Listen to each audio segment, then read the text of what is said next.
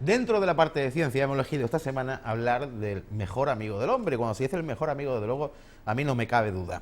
¿Y con qué amigo del programa podemos hablar para hablar de los perros? Que ya lo he dicho. Pues ¿con quién va a ser? Sino que con el profesor Pelusa, con la más dato, Guillermo. Hola, ¿cómo estás? ¿Qué tal, Guillermo? Bien, aquí estamos nuevamente. Te digo, después Guillermo, de estas vacaciones claro. que nos han hecho pensar un poco y darnos cuenta de que nuestros animalitos también sufren en las vacaciones. El calor les afecta igual, ¿no? Cierto. Aunque dicen que los perros no sudan, sino que se refrescan con la lengua. ¿Estamos de acuerdo? O sea, ellos regulan la ¿Es temperatura. bueno bueno darle agua fría al perro? Es muy bueno, y no solamente agua fría. Digo fría de la nevera, no te hablo fría de... De repente, si tú le das un hielo, les gusta mucho. Hay estudios recientes que los animales en los zoológicos inclusive se le están dando la fruta congelada, exacto, de tal manera de claro, ayudarlos a regular eso lo estuvimos hablando precisamente con la empresa que hacía los helados para los perros, ¿te acuerdas? Correcto. Bueno, pues hablando de perros, lo que queremos saber, Guillermo, es un poco sobre el origen del perro, porque, oye, ¿cuántos tenemos perros y realmente no sabemos de dónde vienen? Porque nos pueden gustar mucho los documentales y podemos saber que aves como el avestruz proceden de los dinosaurios. Correcto. Que las pezuñas son iguales de los dinosaurios. Podemos saber, por ejemplo, que digo yo, la evolución que ha sufrido una especie, pero del perro.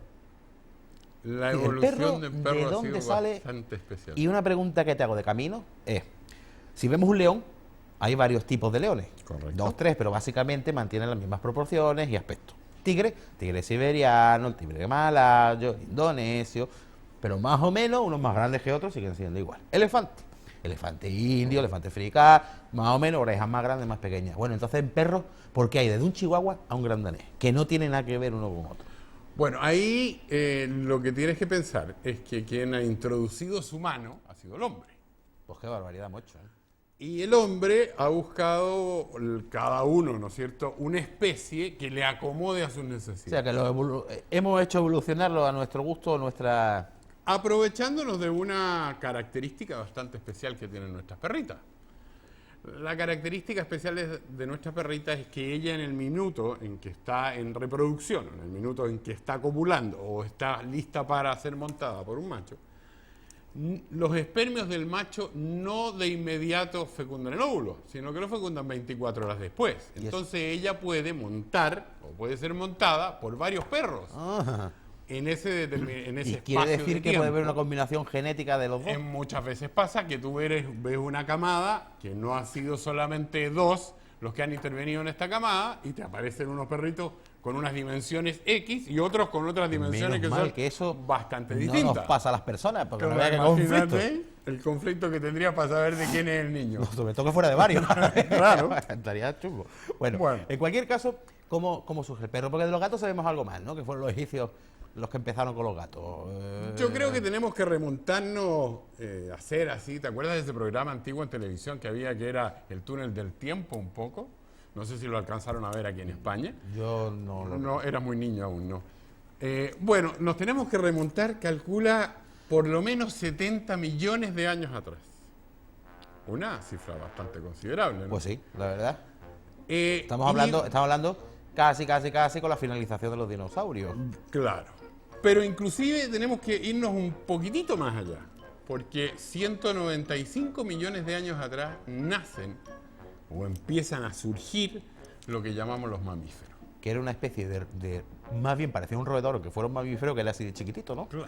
Pero empiezan a haber un surgimiento de esta nueva especie que hasta ese minuto, en la faz de la Tierra, quienes dominaban eran específicamente los reptiles. Todos de sangre fría, ¿no es cierto?, que ponían sus huevos y que se reproducían por intermedio de... eran ovíparos de huevos. Ahí empiezan a nacer estos amigos, ¿no es cierto?, que empiezan a llamar mamíferos. Empiezan a multiplicarse y a generar, ¿no es cierto?, diferentes especies. Ahora, el problema que tenían es que tenían estos grandes monstruos depredadores, ¿no es cierto?, que dejaban muy poco avanzar. Había uno de estos mamíferos que estaba empezando a resurgir y venía uno de estos gigantes, ¿no es cierto? Y era un aperitivo. Claro, de hecho, por eso los mamíferos eran más pequeños, porque era la única forma de estar a salvo de los grandes depredadores, porque claro, para un dinosaurio un mamífero así es que no era ni... es que ni lo ve, vamos, Claro. ni lo veía. Entonces pasan 100 años en que estos amigos míos, ¿no es cierto?, los mamíferos, se reproducen, pero en la clandestinidad. Eran un poco sabiendo que su horizonte no era muy próspero. Entonces, bueno, vamos reproduciéndonos escondidos. Se demoraron 100 años o un poquitito más en poder aparecer. Pero la sabia naturaleza ayudó a estos nueva especie, ¿no es cierto?, a reproducirse y multiplicarse en la cantidad que hay hoy día. ¿Cuándo? Cuando empiezan a desaparecer los dinosaurios. Claro.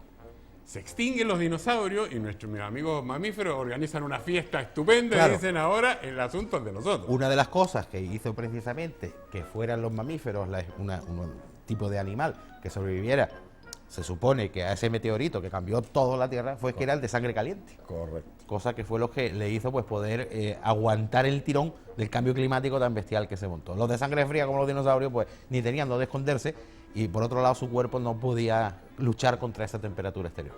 Entonces, después de estos 100 millones de años que ellos se mantienen en la clandestinidad, ¿no es cierto?,